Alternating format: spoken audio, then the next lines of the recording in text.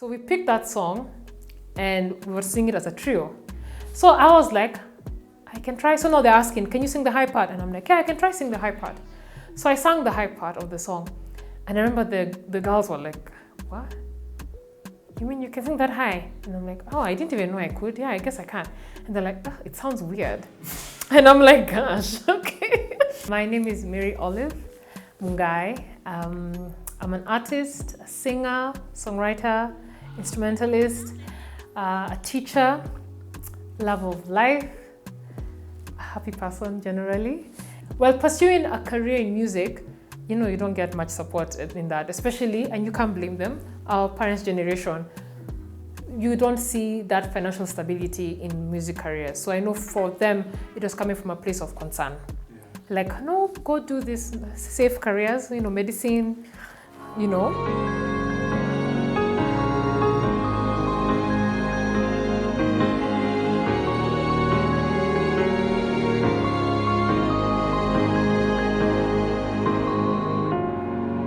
When the rain is falling and your strength just ain't enough, can you hear him calling? Listen, when your hope is lost and sight is gone, can't feel his love for you, just believe he is here.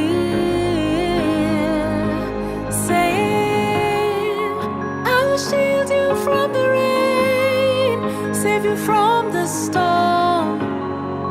I will hold you through your pain, 'cause I'm strong, feeling life with joy, peace of mind. I'm always here, still the one, still the one, still the one.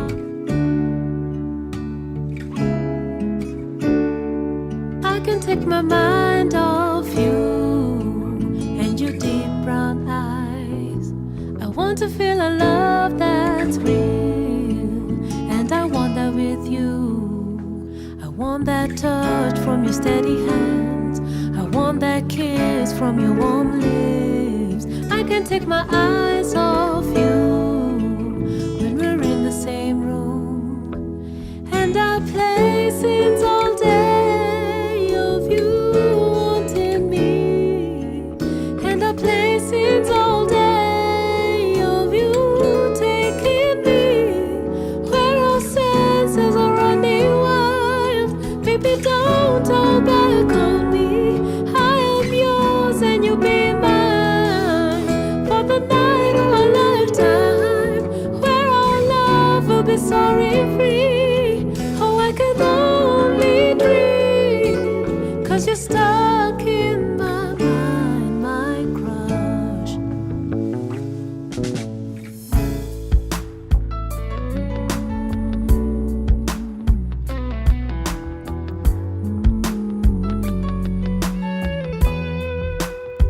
Oh, you can ask me anything, dive into my world and see everything ain't what it seems when you're looking in and not out. Or you can ask me anything, all the good and color days when everything was falling through, and I just glowed from cheek to cheek. When you see me and you need to hear me, don't you hesitate to ask when you need me, and you can't feel me. I will open up to you. All you have to do is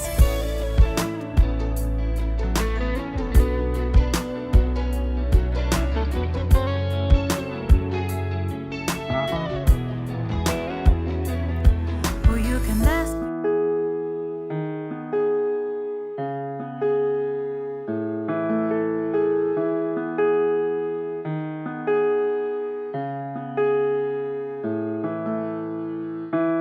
I had a dream of you.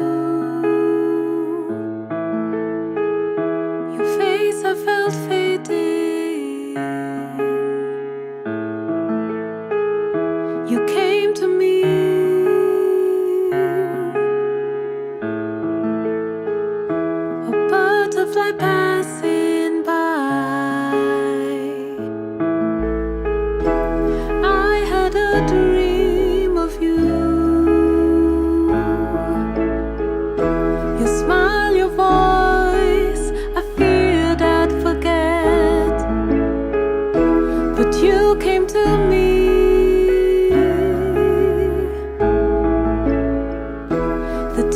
that felt different from the past, but they don't bring you back. No matter how much comfort life gives me, I should be hopeful, but it hurts whenever I am, 'cause it doesn't change the fact you're not here.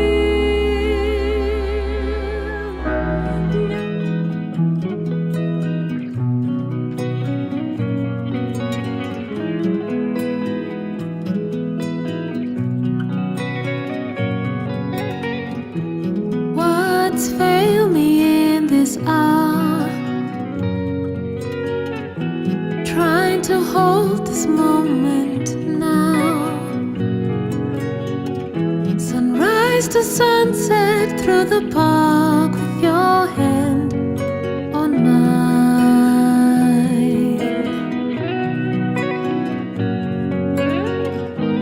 When you're looking at me, haven't smiled on me.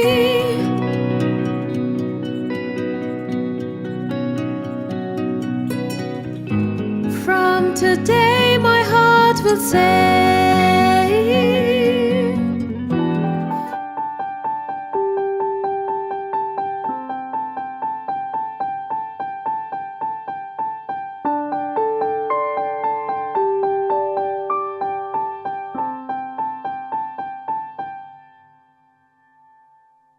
you think that I need you when you probably wouldn't handle my flame.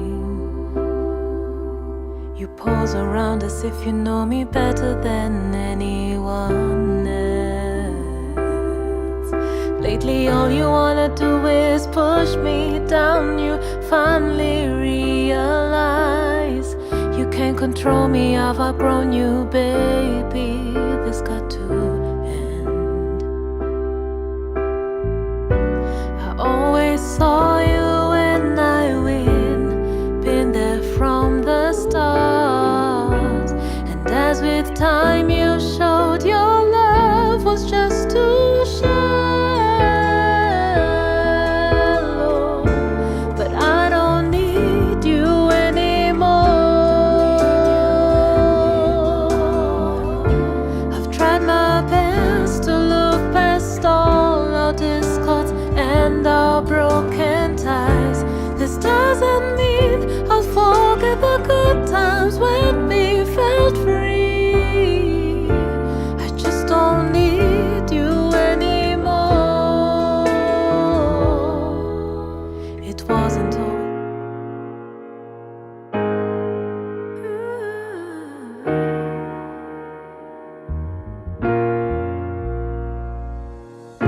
I didn't see this coming. Now you got me wondering if you are the one I see. Holding on so tightly, now I can't believe you dare to dream with me. Falling oh so easy, want you down on one knee. How you make me feel your love. Oh, you know you got me. Never been more sure. I only wanna be with you. Only wanna be with you, baby. Even though the bed's unknown. Only wanna be with you. Our love will keep us and take us to where we belong. Only wanna be with you, baby. Even though the bed's unknown. Only wanna be with you. Our love will keep us and take us.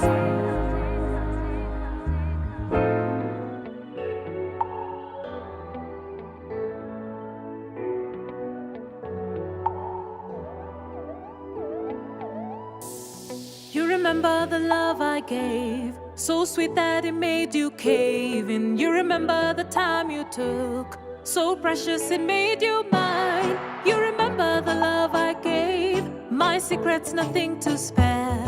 You remember all the plans we shared. I remember the last so deep that you had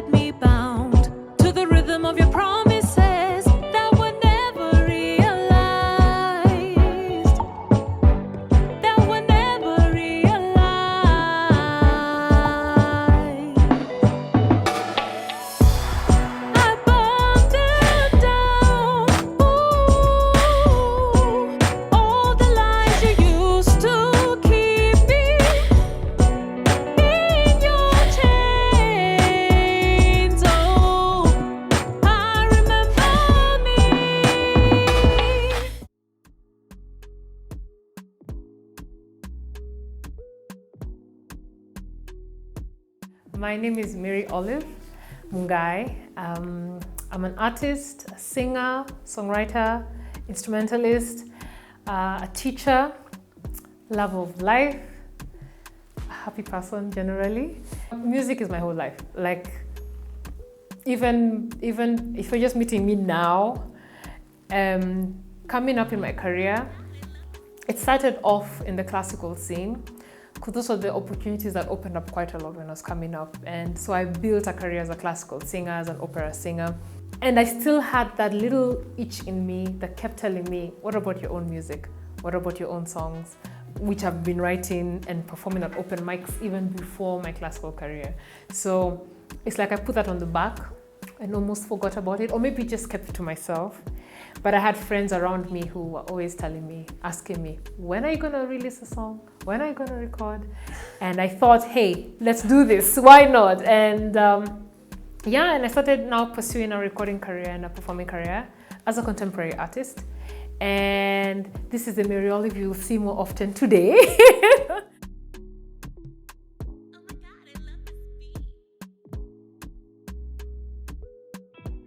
I was introduced to music very young. My mom and dad had vinyl records and the vinyl system, so we got to listen to lots of good music, albums from Miriam Makeba, Simon and Garfunkel, some UK bands, some African musicians. And then in high school and primary school, I was singing in the choir. I never thought much about it, to be honest. I love music, I love singing, I'm there, you know? I'm just there in a choir. Is there a choir? I'm going to join in and sing. I didn't think much of it, like I didn't even think of a career in it. I just knew I loved music and I loved singing. And then after graduating high school, my friend Komura Kimani, an amazing friend of mine, yeah, shout out. He introduced me to classical music, which I know many people think I was born into classical music. But no, I discovered classical music when I was 18, 19. Just before university, and it was the Nairobi Music Society choir, and I had them singing this amazing choral music, sounding like angels, like you're in heaven, you know, like what you can imagine that choir sounds like. I remember asking Muriah, and I'm like, what? A voice can do that? A voice can sing like that? And I was intrigued, and I knew I wanted to try that because hey, it's an opportunity and a platform to sing. So let me pursue that. So I joined for vocal lessons at the Kenya Conservatory of Music. And then I joined the choir, the NMS choir. And that's where my journey started, like now, especially professionally. Because now I started learning music at the Kenya Conservatory of Music. I was doing my piano and my singing exams. And I was still singing at NMS choir.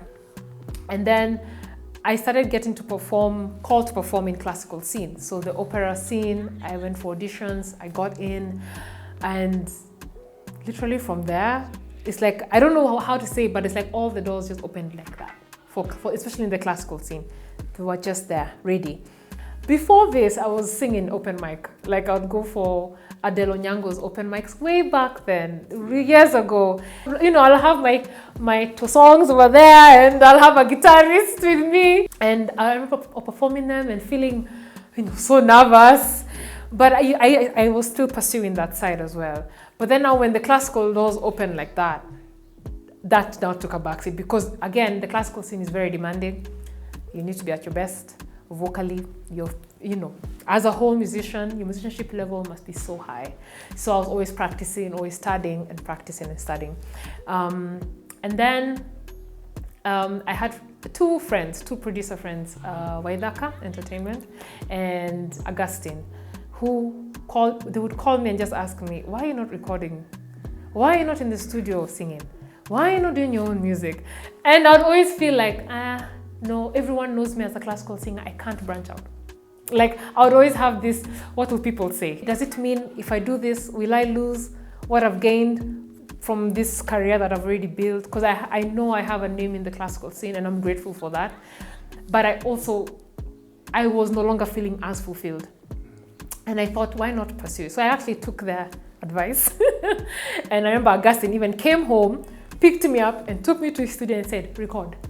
There's no excuse now. But then for real, he did that. That's how free my first recording came to be. Free and You Are. Those two songs, I did them with Augustine. And they're very rough, but that was it. Like, he was like, no excuse. So I recorded. And honestly, from then on, when I released them, I released it on YouTube. And then I started getting the distributors on and DistroKid and everything. And I was like, hiya, I can do this, you know? And then also working with Vaidaka and Tawala Beats, they really showed me, you know, this different side of being a recording artist, working on your own music, working with studio, sessions. Yeah, that production, how it works. And I was just so intrigued. And I actually found that when I'm creating music and writing my own songs and working with such amazing people, I am using more of my music knowledge that I've gained throughout the years than ever before. Like, I feel more in my element as a musician, as a creative. It was like a mind awakening period in my life. And I knew this is what I want to do. This is what I want to be. This is what I want to do. This is what I want to pursue. And yeah, ever since then, I've been writing, recording, exploring, discovering new things, working with different musicians. And where I am today, I'm a much more fulfilled artist. And even I know there's so much more that I haven't even yet tapped into. And I'm much more creative, especially because I've dived into it fully now. Like, I'm not holding back, no longer having the doubt, no longer being fearful of how other people think of me. I am living my life. Like, God has given me this gift, these opportunities, and I'm going to use them.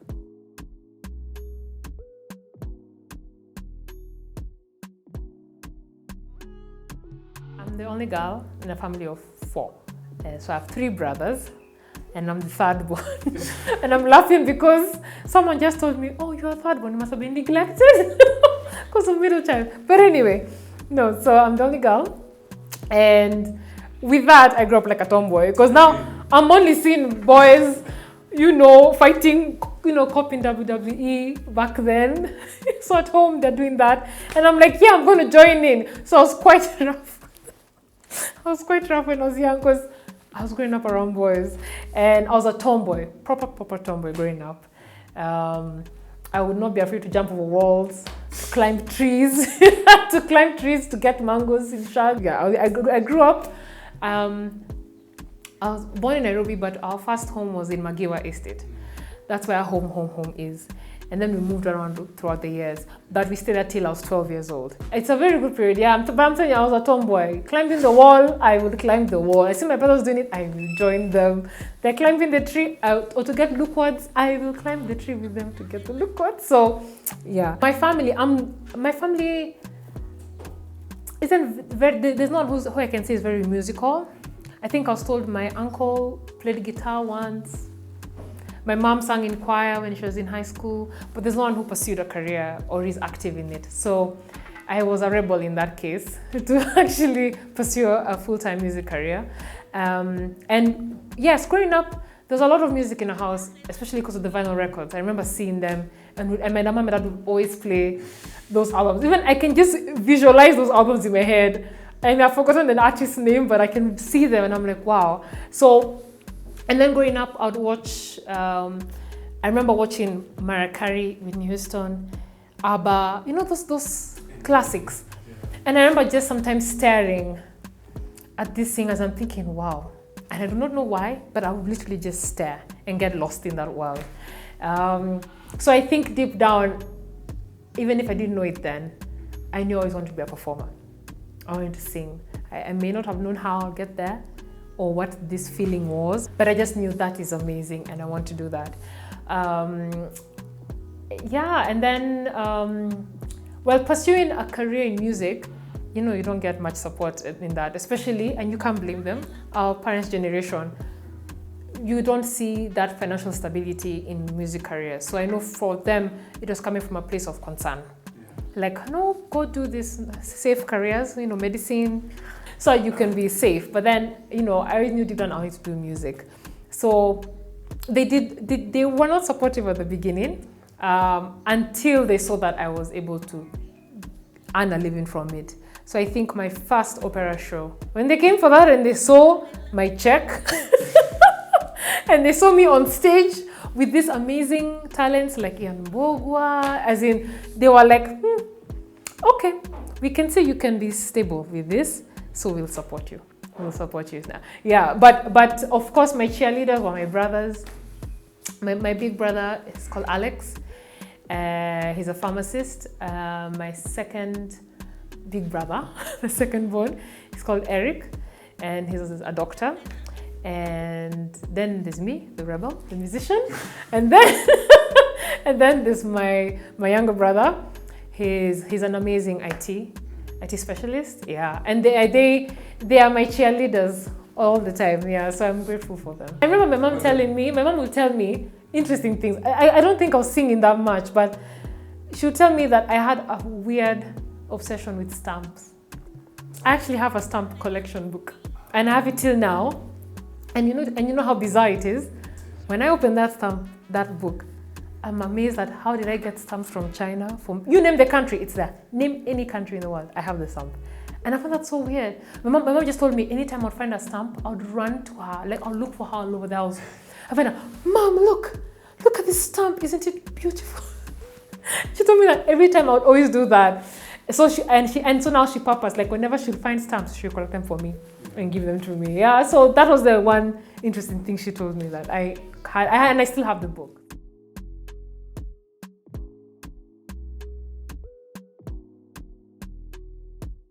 So I went to Consolata School in Westlands.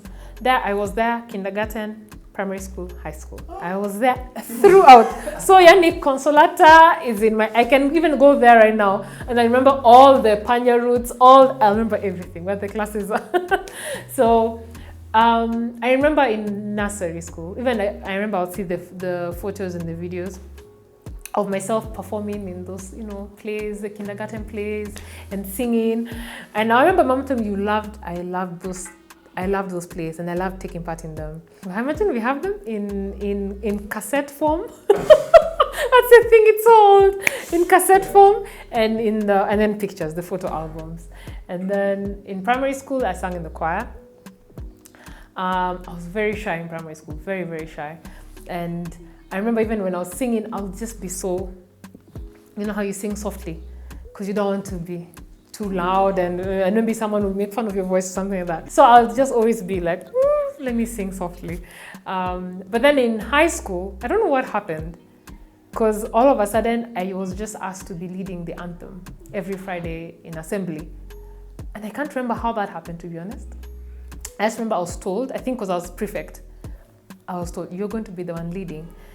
And I remember even that first Friday, I was holding the microphone and you're trying to keep your hand steady, but the microphone wants to move like this. It's shaking and I'm like, oh gosh. And I actually did that. Like I'm singing, I had to hold my hand like this, stop shaking. So I sang and then I realized, I have to do this every Friday. Will I hack it? And imagine I just did. Every Friday, assembly, I'm singing the anthem.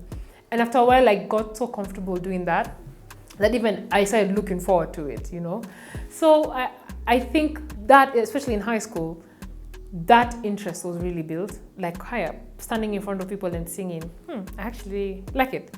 I actually can do this. And then I think I always wanted to pursue music lessons. Because I wanted to be just better. I wanted to just learn and keep growing and keep getting better every single step of the way. So I was very curious about the Kenya Conservatory of Music back then. And then I joined. And my dad agreed to pay for a while, pay for the music lessons for a while before I joined university. And when I was there, I was so happy. Like I had amazing teachers. You share with them your interest and then now they'll guide you through that. So my teachers, I started with Jacinta Mulaku and then Miss Nancy Day. So they're amazing women who started me off on this journey. So shout out to them. Yeah, shout out to them. Yeah, and then ever since then, the conservatory, because they'll have an end of term concert for students, and we'll always get a chance to perform. And that is what, because that it was a must to perform. If you're having lessons, you must perform. So even if I was nervous, I remember I was so nervous, I had to put my hands on top of my lap like this, because my hands were like this. My hands were about to take off and fly. So I had to put my hands here. So that is what built that spirit of performance and that interest in performance. I think back then it was thinking about what will people say, what will they think, am I dressed in like, it was just always about them, and that's what I realized throughout that journey of performing. I had to change that, because now when I go in front of people, I'm not thinking that. I'm just thinking, what am I about to express to people? What do I want to say? So when I flipped that, it stopped it's still nerve-wracking, mind you, but it's not as bad as that time, because I now focus it on what am I about to share with people. That makes it a lot easier to handle that than me thinking, what will they say? Because I can't control what they think, yeah. So I think changing that mindset helped me grow as a performer and give me that confidence as a performer. I remember in primary school, we were given this challenge to sing a song in groups of 3. I can't remember why, but we were just put in groups of 3 and we're told to sing a song. And there was this, gosh, it's a very old song. So the group I was in, the ladies chose that song by Atomic Kitten. Do you remember that band? That group of ladies, a very old band, Atomic Kitten. And I think it was a popular song. I can't remember the name of the song. So we picked that song and we were singing it as a trio. So I was like, I can try. So now they're asking, can you sing the high part? And I'm like, yeah, I can try sing the high part. So I sang the high part of the song. And I remember the girls were like, what? You mean you can sing that high? And I'm like, oh, I didn't even know I could. Yeah, I guess I can.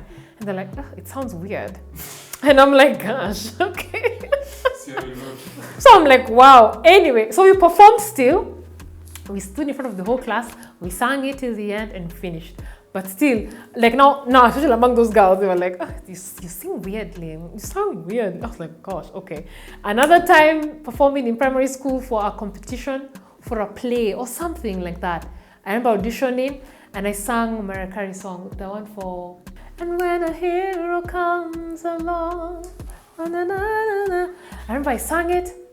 Then the teachers, I guess, they were like, yeah, thank you very much. Cool. But as I was leaving, my class, I don't think they were my classes, but that year, the girls, why did you pick that song? You sound weird. You sound weird whenever you sing high. I was just like, wow. But I was thinking, is it hating or bullying? Yeah, because it made me shy. Like, it made me want to hide my voice. So, and looking back, they were just bullies, to be honest. It was nothing concrete. It was just bullies. So it made me want to shy back, and hold back my voice, which I was doing, especially in primary school. But then when I joined high school, I don't even know what happened. But the teachers there, I guess they saw something in me to make me say, we want you to lead the anthems every Friday. I was like, what? Really? Okay. So I think slowly by slowly now I started gaining back my confidence. Slowly. But let me just say, people can be bullies. No, it wasn't always congratulations. Like, an amazing voice. No. Not always. Yeah.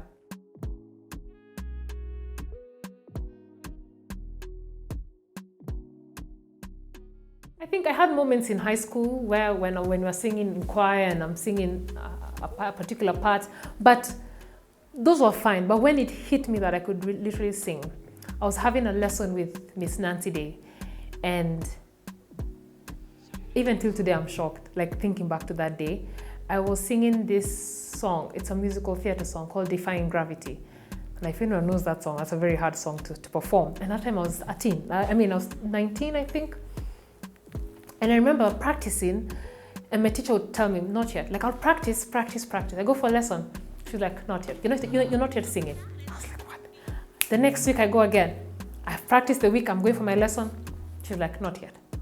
Again, the next week. It took like a month or 2 months.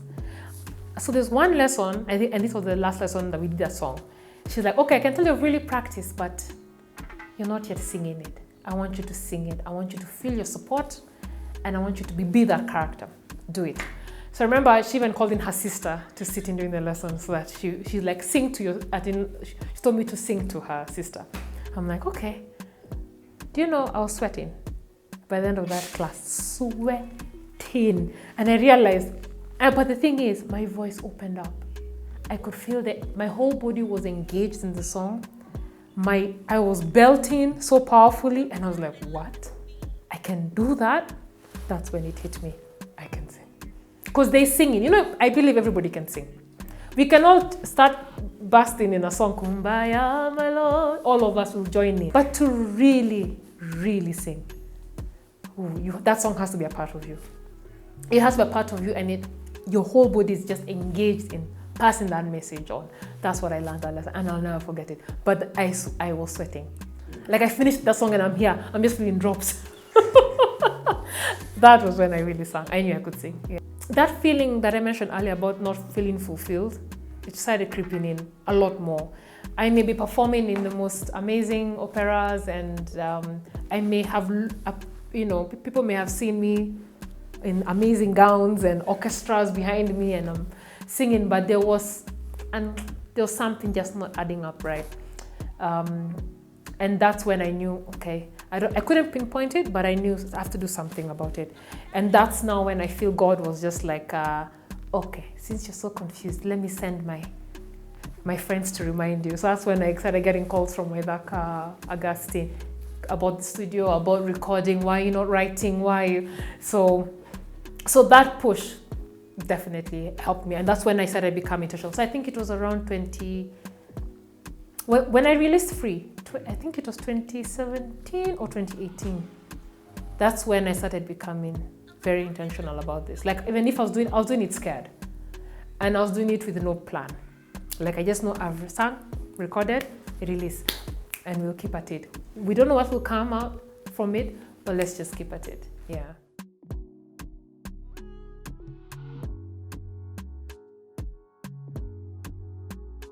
When I'm on stage, live, because there's something about connecting with the audience and seeing people listening to you. And then I have this, like, especially when I see people are really listening and they're looking at you. Hey, I'm going to communicate with you then. There's a lot more. Even if I just recall my most recent performance, that's what it feels like. Like you don't get that in studio. Studio, it's amazing. It's still good, but you're not engaging with anybody. It's just you trying to get the best voice for the record, for the recording. But when you're in front of people, even if your voice is not the best for that day, it doesn't matter. You still deliver. And there's that extra energy, wave of life that goes through you. That's the best feeling. Yeah, so I'll say when on stage, that's my best. Well, singing came first. Because of primary singing the choir, primary school and high school. I always had a keyboard when I was younger, but I never had lessons. So it was just you figuring things with piano books you find around there saying this is middle C, this is middle C, okay, So it was more like self-taught for a while in the beginning, so even with guitar. Guitar, I think it was around high school, but the keyboard, I've had it when I was even younger. So the interest with the instruments picked up even more during university, after high school. Because now I was like, I'm seeing, who was I seeing at that time? I can't remember an artist. No, I loved rock music. I love rock music. So, and back then, rock was it, it was all over. And that's what made me love the guitar a lot.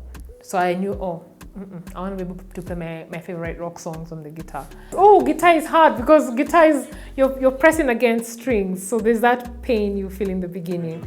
Against those steel strings. So you feel that pain in the beginning. So that was what made it hard in the beginning. But then now I made sure when I joined the conservatoire, after I got my certificates in singing and piano, I was like, now I have time to learn the guitar.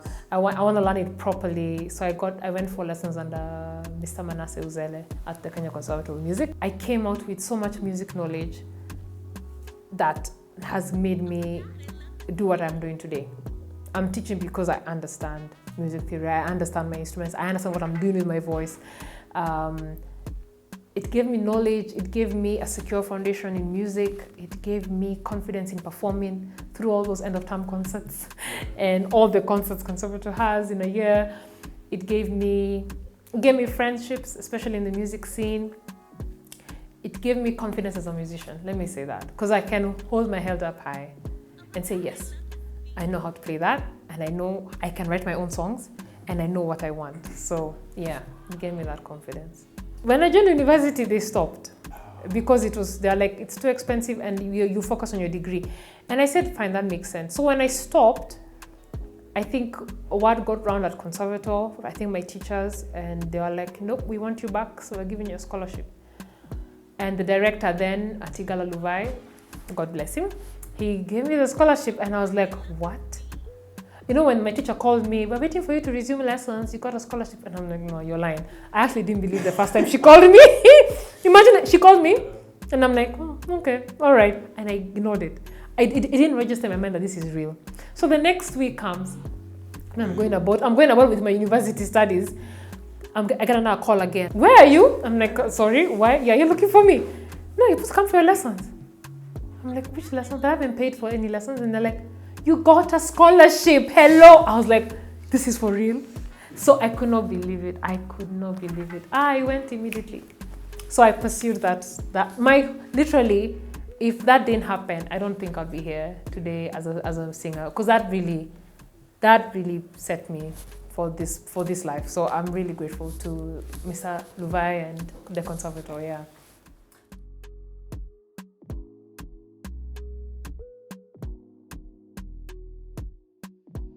I did actuarial science degree. Why? Because well, one, I wanted to study music. I knew after high school, I just knew, I want to do music. You know those slips you get after KCSE that you have to fill in? My original list was 1, music. 2, now I loved art. So I was like, okay, I can do interior design because I loved art and designing. And then number 3, what did I pick? Hotel management. And then number 4, marine biology. It was so random because I loved marine life. I'm like, let me just have that list. But I knew it was the only thing I was sure of was music. I went home with that list, and my parents were like, hey, what is this? What are these? Write this list. 1, medicine. 2, dentistry. 3, pharmacy. 4, what you want. And I'm like, the 4th one, I was like, okay. But then for real, those were my options. Medicine, dentistry, pharmacy. I was like, medicine. First of all, me, I just see blood. I can't even help you. Like, no. I can't deal with bodies and disease. I was just like, no, I can study. Like when my brother, Eric, he told me, I don't really think you can remember, but he told me, you know, you're smart, you can read. You will excel. When it comes to theory, you will excel in medicine. But when it comes to practical, you will fail. So I knew, no, I really don't want to do it. I don't want to do this. So guess what? I think this was God. KCSE results come out.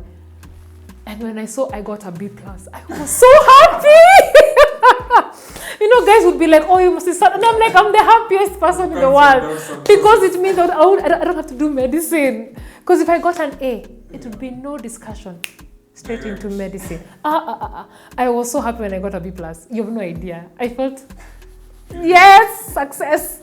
So, well, I thought I could now pursue music. But then they were like, we won't pay for a music degree. We'll pay for any other degree, but not music. And I was like, I'll do music at KU. They're like, nope. We won't pay for that degree. I was like, wow, okay. Now, I was good in math. Math was my best subject in high school. So I said, okay, fine. Let me pick a degree in math.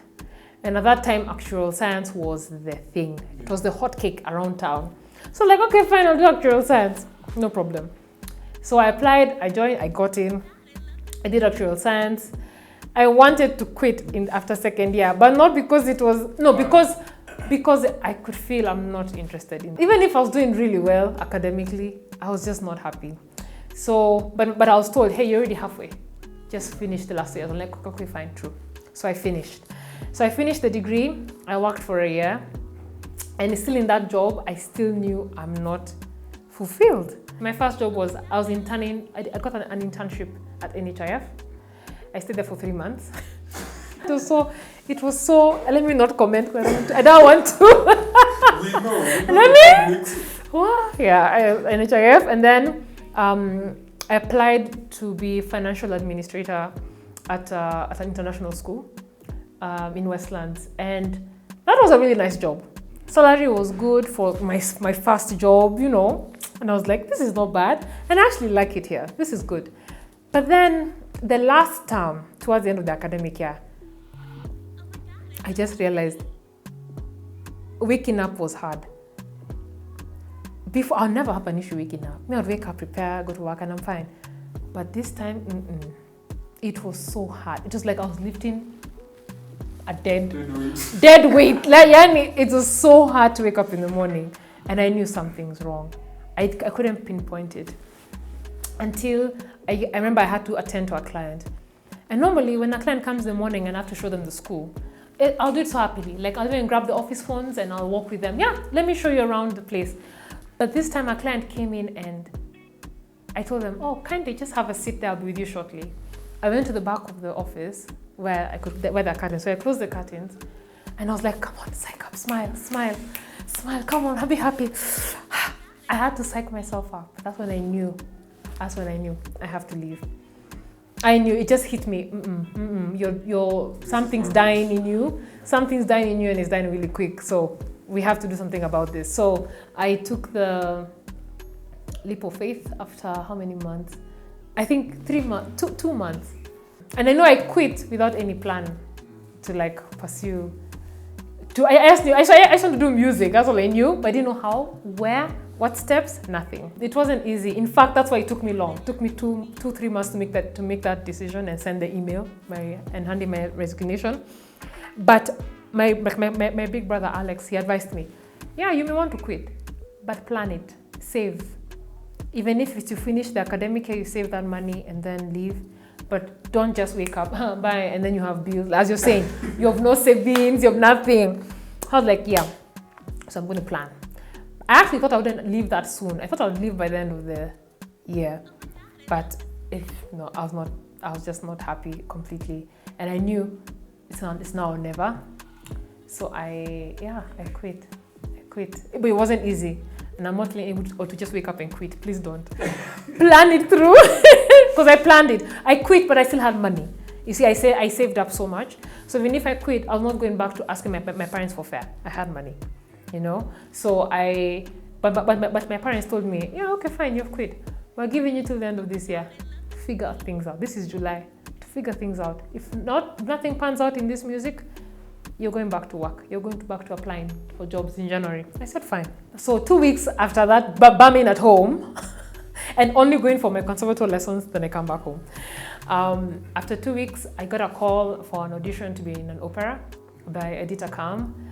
And I was like, what? Really? Me singing opera? I don't think so. Because I've only touched class. By that time, I've only sung a little bit of classical music. So I wouldn't have called myself a proficient singer in classical singing. Yeah. Oh, I was still at conservatory. I kept my classes. So once a week in the evening, I think at that time I was doing Friday evenings. I'll go to conservatory after work. I'll go to conservatory in the evening, have my singing lessons, have my music theory lessons. Yeah, I was still at conservatory at the time. In fact, when I started feeling unhappy at work, it's because the work hours got too long. It made it harder for me to go for my music lessons. That's when I was like, something's off now. I'm not able to pursue what I love. I'm just stuck in the office now with these long hours. So yeah, that's when I knew. But I was still doing music. I was still pursuing music still. Yeah. So by the time I got the call, it's because I was having lessons. And I think they were referred now to me. So when they called me, I was like, I actually was not sure I'll do it because I'm thinking opera. I've never sung opera. Yeah. I mean, I've been singing classical songs, but it's not the same as opera music, but it's the same genre. So I was like, okay, let me just try it. So my friend helped me learn the music. And then I went for the audition. And when the lady was happy, I was just like, okay, we're in. Okay. And okay, all right. And And that was the rest is history, because we had rehearsals till November and December. We had shows, and when my parents saw those shows and everybody, they are like, okay, this is your career. Even now for me, I was like, I can live on this. To be honest, even I remember when I first met Nancy Day, she told me, you have a natural voice. Like it's just building the strength around it, but you have it. You can sing, you can keep pitch naturally, like everything is there. So for me, what I'll say is I didn't have I just knew I loved singing and what it made me feel. That was my driving force, to be honest. Even looking back, why do I sing today? I think the only thought I remember having is when I was watching Mariah when Houston sing, and I'm thinking, that is amazing. I want to do that. But I think like what was my driving force was my love for music. Like I can rehearse every day, all day. I can have a gig, we can gig back to, as in, let's do this. So I feel the driving force behind it was my love for it and how I felt when I was singing, and how I just loved growing and working with different people in groups, in quartets, in anything, duets, a solo. I loved it. But my mentors in the music journey, even when there are times I wanted to quit, they reeled me back in. It's two of them, Miss Nancy Day and Mr. Manasseh Uzele. They are amazing teachers, but there are times when I'm just like, what am I doing? Why am I doing this? And then they'll just remind me, and they'll help me steer me back. So it's not been an easy journey. I may make it look easy. It's not easy, but I'm grateful for them, because they are the ones who held my hand every step of the way. Yeah, and I can always rely on them. They're very reliable people. Yeah.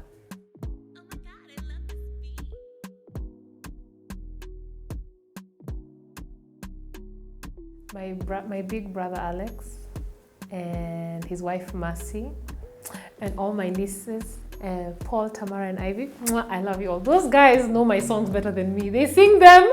They can even correct me if I say the wrong one. So I love you guys so much.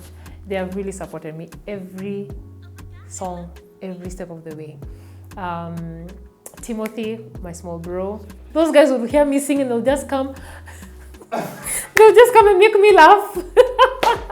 As in, you know, the ones those people who just, even you may be going through a low or something, but they'll just make you laugh and remind you why you're doing it. My brothers. Even Eric loves the guitar. So that's something we share, him and I, our love for the guitar. So literally, my brothers, Timothy, Alex, and Eric, a big shout out to you all, because they have been my fans. My parents, my mom passed away in 2020, but my dad has always supported me. Even there are days when I'll just see a surge in my YouTube views. I know it's my dad. He'll spend a whole day. I just missed your voice, so I want to hear them. So I really appreciate my family for that. My friends, wow, my friends, my goodness, they're a handful. There's a handful that have always, like, you know, the ones who have always come for a concert. That's Jackie Kimel. I love you so much. She's been there in my music journey and even outside, even with real life. She's been there for me. Muraya Kimani. In the past, coming up, Calvin Ombogo. Wow. Faith Wambua. Wow, I think I'll stop there, because I'm going to have my mind is multitasking. But those are the ones who I feel, even in the past, they've always showed up. Andrew Mudhui, my goodness, a huge fan. Like anything I post, he's index number 1. Paka, I think my notification is the first one on YouTube for him. So, and then also the fans. There are some fans who have stuck with me, and I see it. They always comment. They always share my music. Daisy Love. Those guys have been there since my first song, and I appreciate them. And I know there are many more. I've not forgotten you guys. I can't forget you. I always see it. I see your comments. I see your shares. I see the likes. Everything. I really appreciate it. Yeah. Thank you so much. Yeah.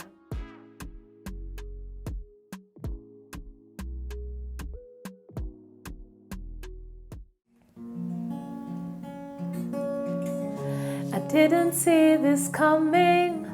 Now you got me wondering if you are the one I see. Holding on so tightly, now I can't believe you dare to dream with me. Now I'm falling oh so easy. Want you down on one knee. How you make me feel your love.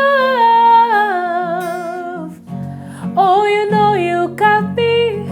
Never been more sure. I only wanna be with you. Only wanna be with you, baby. Even though the path's unknown. Only wanna be with you. Our love will keep us and take us to where we belong. Only wanna be with you, baby. Even though the path's unknown. Only wanna be with you. Our love will keep us and take us.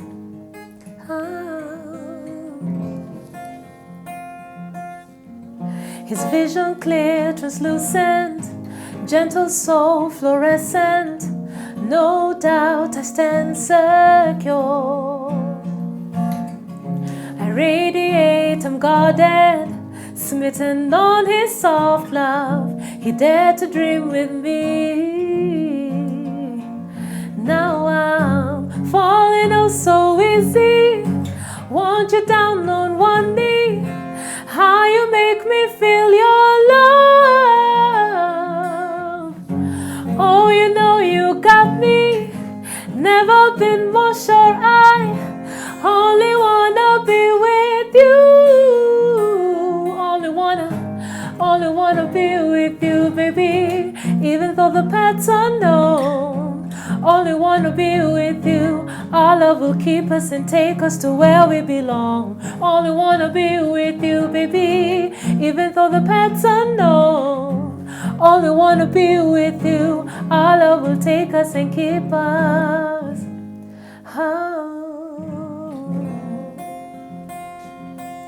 Higher, higher. Diragoitare na goya mwendwa wako wa. Huga shoko shaku kahora. Wedu etone ugutwega. Negwedete. Only wanna be with you, baby. Even though the path's unknown. Only wanna be with you. Our love will keep us and take us to where we belong. Only wanna be with you, baby. Even though the path's unknown. Only wanna be with you. Our love will keep us and take us.